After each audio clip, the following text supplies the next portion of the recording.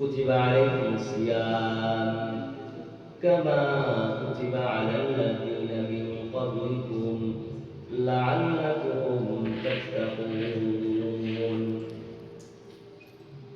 আল্লাহ তাআলা রোজাকে ফরজ করে দিয়েছে। কুতিবা আই ফরিদ আল্লাহ তাআলা ফরজ করে দিয়েছেন রোজাকে। কেমন কুতিবা আলাল লাযিনা মিন ক্বাবলিকুম, আগের কালের উম্মতের ভিতরে কিছু রোজা ফরজ ছিল, তেমনি ভাবে আমাদের প্রতিও রোজাকে ফরজ করে দিয়েছেন। কেন? কিসের জন্য? যাতে করে লাআল্লাকুম তাত্তাকুন, আমরা যাতে করে তাকওয়া অবলম্বন করতে পারি। তাহলে এখানে আমরা একটা পয়েন্ট পেলাম, সবাই খেয়াল করি, মুসলিম ভাইয়েরা সবাই খেয়াল করি। এখানে আমরা একটা পয়েন্ট পেলাম যে রোজার মাধ্যমে কি হয়? তাকওয়া অর্জন হয়। কি হয়? তাকওয়া কাকে বলে? আল ইহতিরাজু আনিল মাসিয়া, গুনাহের থেকে বিরত থাকার নামই হলো কি? তাকওয়া। তাহলে রোজার মাধ্যমে হয় তাকওয়া। রোজার মাধ্যমে কিভাবে তাকওয়া হয়? কিভাবে তাকওয়া অর্জন হয়? যেমনি ভাবে আপনি যদি আপনার ঘরের ভিতরে আপনার ঘর, দরজা, জানালা সবকিছু তামের, সবকিছু দিয়ে একদম যেখানে খানা পিনা খাওয়া হয় ওখানে গিয়ে যদি এক প্যাক খেয়ে আপনি বের হন, কেউ বলতে পারবে যে আপনি খেয়েছেন? কেউ বলতে পারবে? কিন্তু রোজাদার যারা রোজা রাখে তারা কি খায়? কেন খায় না? আল্লাহ বলেন লাআল্লাকুম তাত্তাকুন, তাকওয়া অর্জনের জন্য, আল্লাহর প্রতি ভয় থাকার জন্য। ঠিক না? আল্লাহ তাআলা কি করবে? আল্লাহ তাআলার প্রতি ভয় আছে, এই জন্যই রোজাদার ব্যক্তি কি করে না? খায় না। তাহলে বোঝা গেল কি এই রোজার মাধ্যমে কি অবলম্বন হয়? কি অর্জন হয়? তাকওয়া অর্জন হয়।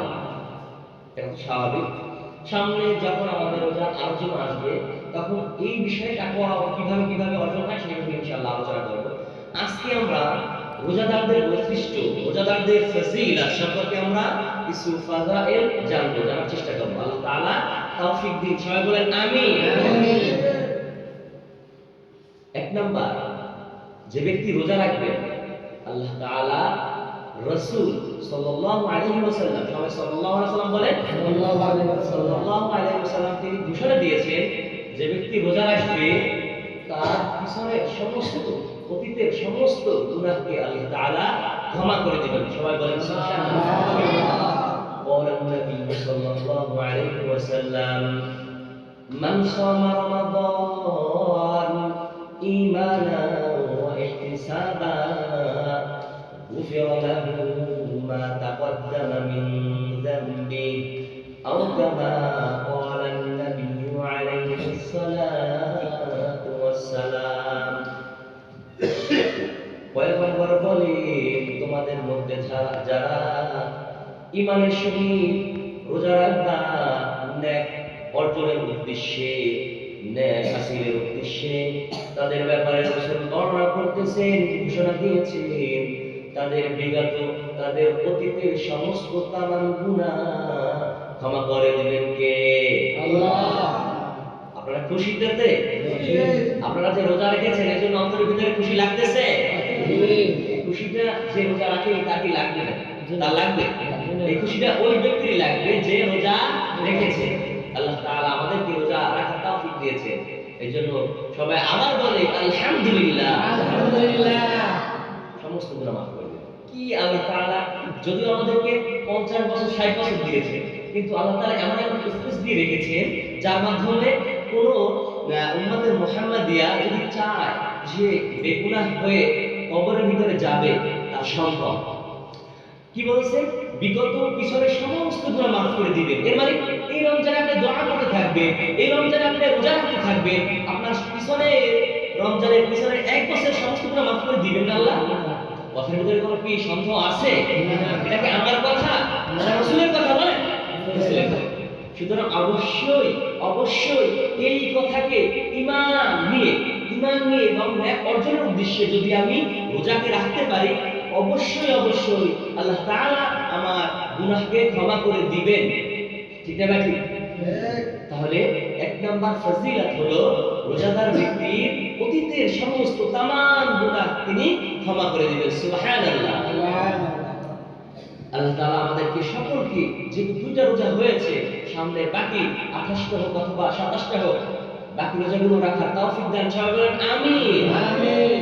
2 নাম্বার ফজিলত রোজাদার ব্যক্তিদের, যে ব্যক্তি রোজা রাখবেন তার ফজিলত হলো গিয়া, তার চূড়ান্ত ফজিলত হলো গিয়া তার জন্য জান্নাত রব্বুল আলামিন দান করবেন।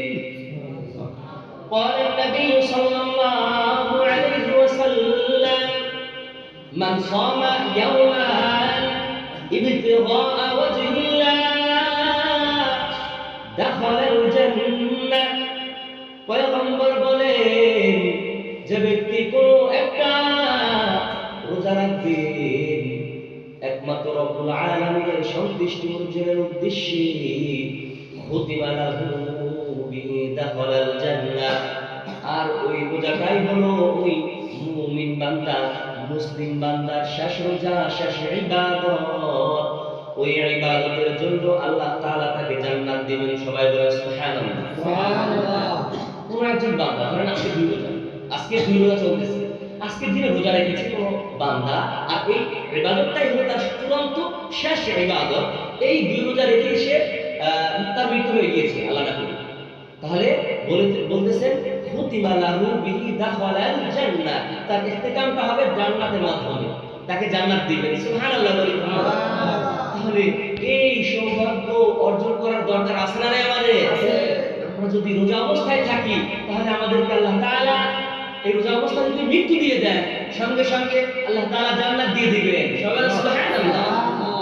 3 নাম্বার ফজিলত রোজাদারদের, যে ব্যক্তিরা দুনিয়ার জমিনে রোজার মাসে ফরজ রোজাকে আদায় করতে পারবে, এই রোজা ওই বান্দার জন্য সুপারিশকারী হবে। সবাই বলেন সুবহানাল্লাহ। আসিয়াম ওয়াল কুরআন ইয়াশফাআন লিল আবদি ইয়াওমাল কিয়ামাহ। কুরআন এবং রোজা রোজাদার ব্যক্তিদের জন্য কিয়ামতের দিন সুপারিশকারী হবেন। রোজা এবং কুরআন তেলাওয়াতকারীদের জন্য কিয়ামতের ময়দানে কি হবে? সুপারিশকারী হবে। কি হবে? সুপারিশকারী হবে। সুপারিশকারী হবে। এই রোজার মাধ্যমে সুপারিশ করা হবে। কি বলা হবে? ইউকাল সাইম আই রাব্বি মানাতু দুআ ওয়াশ শাহওয়াত বিল্লাহ। يقال الصائم منعت النهار منعت الطعام والشهوات بالنهار يا ربي فشفعني به في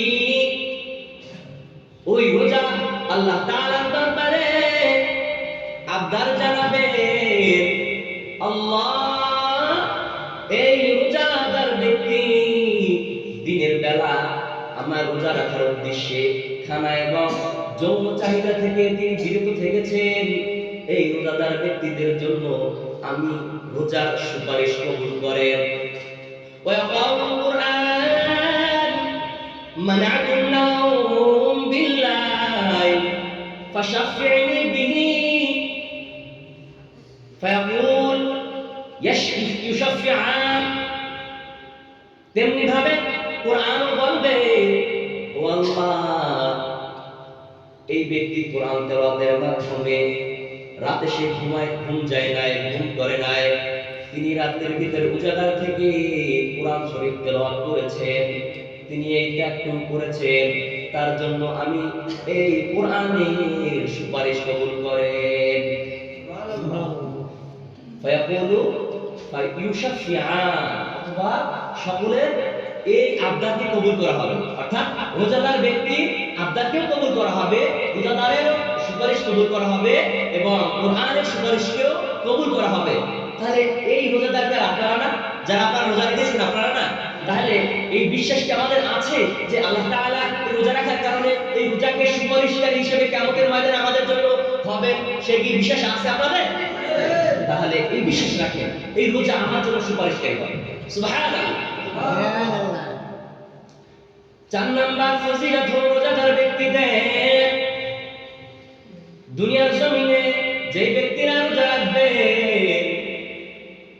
قال النبي صلى الله عليه وسلم ওয়াল্লাযী নাফসি বিয়াদিহি লা খুলুফু ফামিল সাইম আতয়াবু ইনদাল্লাহ মিন রিহিল মিস্ক।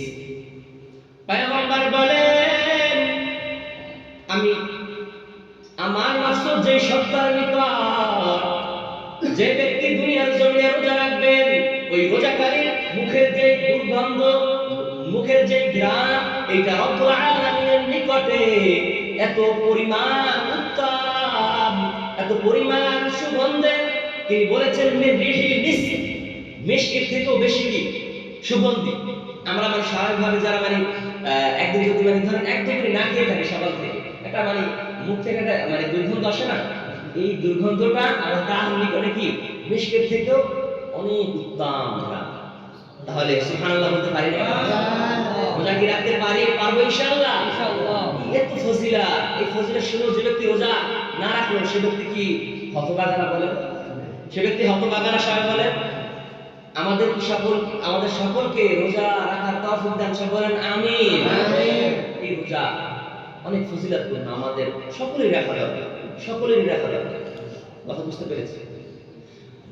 5 নাম্বার সুপারিশ হলো, 5 নাম্বার ফজিলত হলো রোজাদার ব্যক্তিদের জন্য, ইন্নাল সাইমি ইনদা ফিতরিহি দাওয়াতান মা তুরাদ্দু। পয়গম্বর বলেন, রোজাদার যারা রাখবে তাদের ফজিলত হলো গিয়া তাদের দোয়া আল্লাহ তাআলা কবুল করবেন। সুবহানাল্লাহ, দোয়া কবুল করবেন কেমনে? ইন্নাল সাইমি ইনদা ফিতরি, তার দোয়াটা কবুল হবে গিয়া ইফতারের সময়। কখন? ইফতারের সময়। না তুরাদ্দু, তার দোয়াকে আল্লাহ তাআলা ফিরিয়ে দিবেন না, আল্লাহ তাআলা কবুল করবেন। তাহলে বুঝতে পারলাম কি আল্লাহ তাআলা যে ব্যক্তি রোজা রাখবেন তার দোয়াকে কবুল করে নেবেন। সুবহানাল্লাহ বলি। তাহলে আমরা ইফতারের পূর্বে মুহূর্তে রব্বুল আলামিনের নিকটে দোয়া করব, পারা যাবে ইনশাআল্লাহ? আল্লাহ আমার তুমি দোয়া কবুল করো, আমার ছেলে বিদেশে গিয়েছিল, 5 লক্ষ টাকা 10 লক্ষ টাকা ধর খেয়েছে, আল্লাহ তুমি আমার এই মুসিবত থেকে, এই বিপদ থেকে আল্লাহ তাআলা আমাকে তুমি উদ্ধার করে দাও।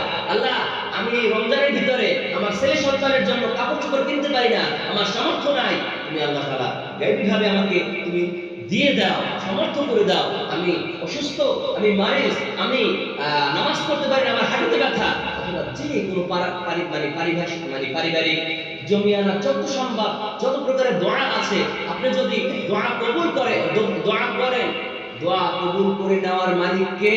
আল্লাহ। করা যাবে, রমজান মাসে দোয়া করা যাবে রব্বুল আলামিনের নিকটে। আমরা কি করি? রোজা রাখি, কিন্তু ওই রোজা রাখার মধ্যে শুধুমাত্র রোজা রাখি, কিন্তু বাকি 11 মাসের মতো আমাদের অন্যান্য কাজগুলো চলতে থাকে, অন্যান্য কাজগুলো চলতেই থাকে। কথা বুঝতে পেরেছি? এইটা না করি আমরা এই অন্তত ইফতারি যখন সামনে আসবে তখন আল্লাহ তাআলার নিকটে দোয়া করতে থাকবে, দোয়া করতে থাকবে। ওই মুহূর্তটা অত্যন্ত গুরুত্বপূর্ণ, ওই মুহূর্তে আল্লাহ তাআলা দোয়া কবুল করে থাকে। সুবহানাল্লাহ। আমার ফজিলত হলো গিয়া যে সমস্ত ব্যক্তিরা রোজা রাখবে তাদের জন্য হলো গিয়া রব্বুল আলামিন তাদের যে রোজা যারা রাখবে, যে ব্যক্তিরা রোজা রাখবে তাদের ফজিলতটা, তাদের উজরতটা, তাদের বিনিময় কে দিবেন? স্বয়ং আল্লাহ তাআলা। বান্দা তুমি নামাজ রেখেছো, আল্লাহ তাআলা ফেরেশতাদেরকে অনুমতি দিবেন, আদেশ করবেন, এই ফেরেশতারা আমলনামায় সওয়াব লিখে দাও। তুমি হজ করেছো, ফেরেশতাদেরকে আল্লাহ তাআলা আদেশ করবেন, এই ফেরেশতা আমলনামায় তুমি সওয়াব লিখে দাও। তুমি সাদকা করেছো, দান করেছো, তোমার বিষয়ে বলা হবে তোমার আমলনামায় তুমি সওয়াব লিখে দাও। কিন্তু সাবধান, রোজাদারদের বিষয় যখন আসছেন তখন আল্লাহ তাআলা ফেরেশতাদেরকে বলতেছেন ইল্লাস সাওম, কারণটা হলো ফাইন্নাহু লি ওয়া আনা আজজি বিহি। এই ফেরেশতারা শুনে নাও, ইহার বিনিময়, ইহার প্রতিদান তোমরা লিখো না।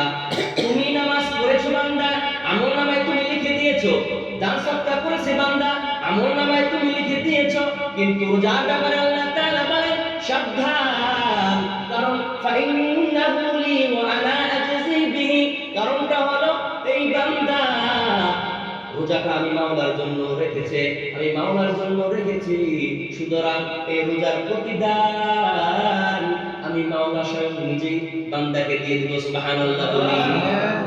কেমনি ভাবে দুনিয়ার সামনে কোন চেয়ারম্যান মেম্বার যদি কোন মানুষকে যদি প্রতিদান দেয়, কোন মানুষকে যদি কোন একটা উপহার দেয়, উপঢৌকন দেয়, আর বলে তোমার জন্য 50,000, তোমার জন্য 1,00,000 টাকা, তোমার জন্য 2 লক্ষ টাকা নির্ধারিত, তোমার জন্য 10 লক্ষ টাকা, আর অমুক একজন ব্যক্তিকে বললো চেয়ারম্যান সাহেব, এমপি সাহেব, মন্ত্রী সাহেব, তোমার জন্য কোনো 1 লাখ নয়, 2 লাখ নয়, 10 লাখ নয়, তুমি বরং তোমার জন্য আমি নিজেই এমপি, আমি নিজেই চেয়ারম্যান তোমার হয়ে গেলাম। সুবহানাল্লাহ। এখন আপনি বলেন তো, যে ব্যক্তিকে 1 লক্ষ টাকা দিয়েছে, 10 লক্ষ টাকা দিয়েছে, এই প্রতিদানটা কি বেশি, নাকি যে ব্যক্তিকে বলেছে যে আমি নিজেই তোমার, কোনটা বেশি? নিজে তোমার, যে আমি নিজেই তোমার হয়ে গেলাম, এই বিষয়টা বেশি না? এই তেমনি ভাবে এই হাদিসের ভিতরে বলতেছেন ফাইন্নাহু লি ওয়া আনা আজজি বিহি, বান্দা তুমি রোজাটা রেখেছো আমার জন্য, আর এর প্রতিদান আমি মাওলা নিজে।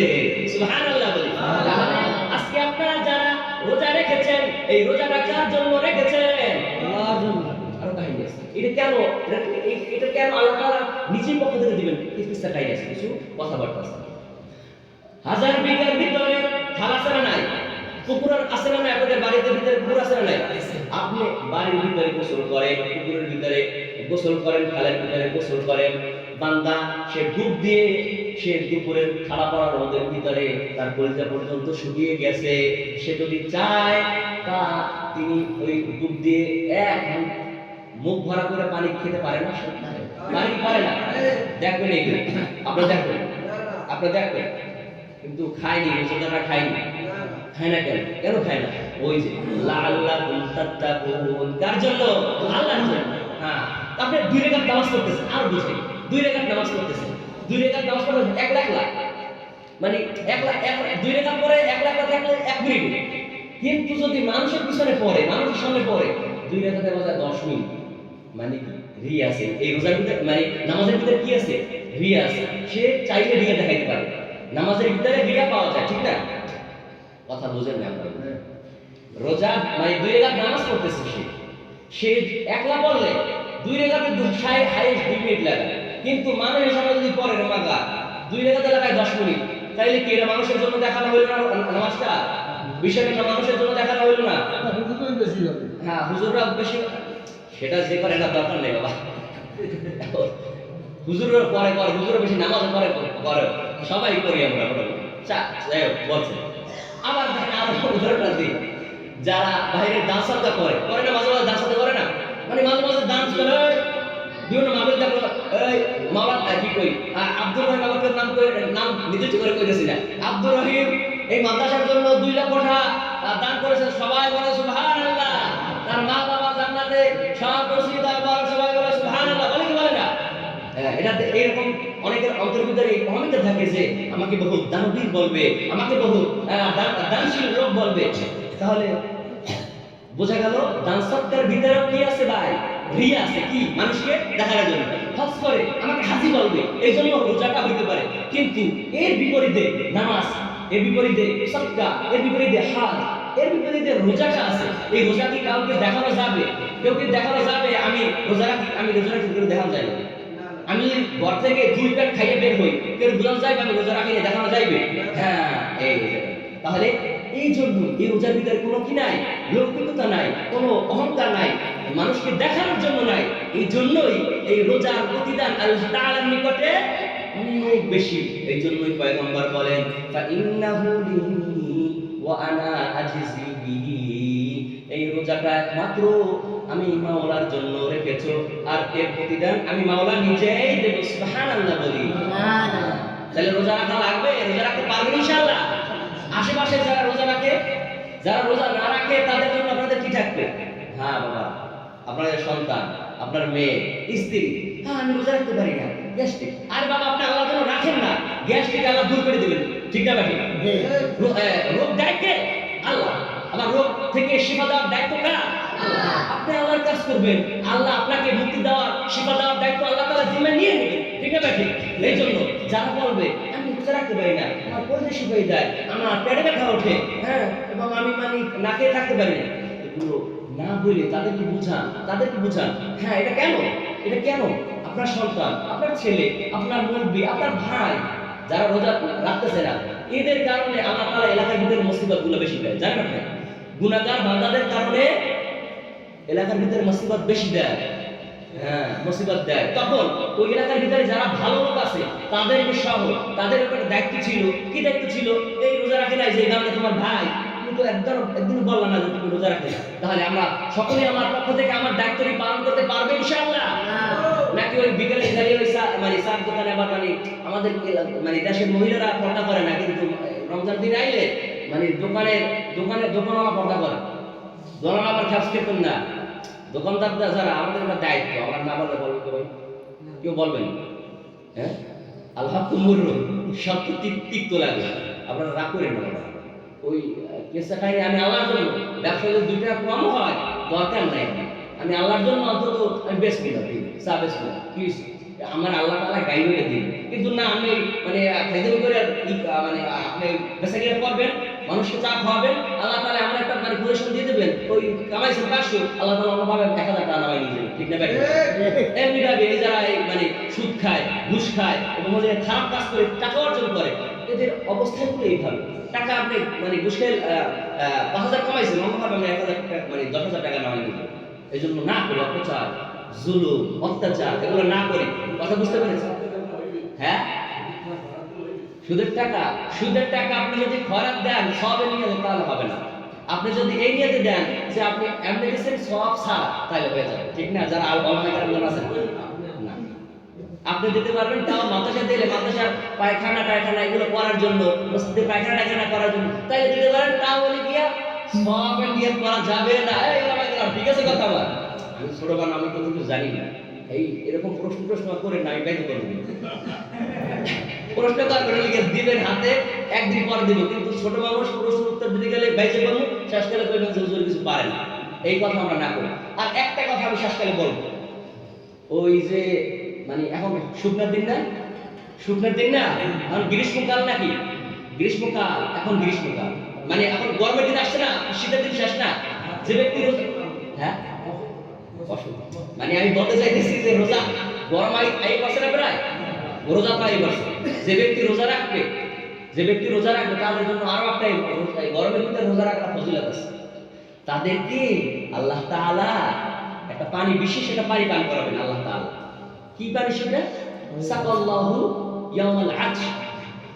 আল্লাহ তাআলা কিয়ামতের ময়দানে বলা হয়েছে হাদিসের ভিতরে, মাউহু বায়াদান, মাউহু বায়াদান আহলা মিনাল আসাল। ওই পানিটা, ওই বিশেষ পানিটার ব্যাখ্যা কি? বিশেষ পানিটা হলো গিয়া সেই পানিটা হলো এমন যে পানিটা দুধের থেকেও বায়াদান মানে কি সাদা, ও আহলা মিনাল আসাল, এবং মধুর থেকেও বেশি মিষ্টি।